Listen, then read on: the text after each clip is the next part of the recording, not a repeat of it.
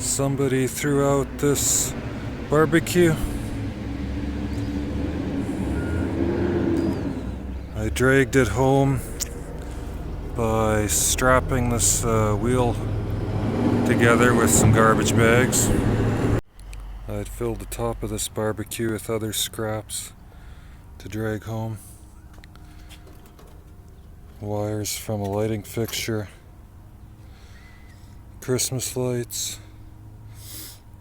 couple pots.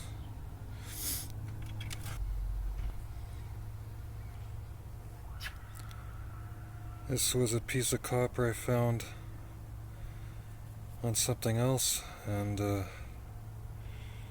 now you can better see how much copper is inside here and on the ends. Here's what I got off the barbecue: steel, stainless steel, couple bits of brass, couple bits of wire, some aluminum that I still need to separate some more. There's still some steel attached. More steel. And the big thing is the copper. That'll be worth a few dollars.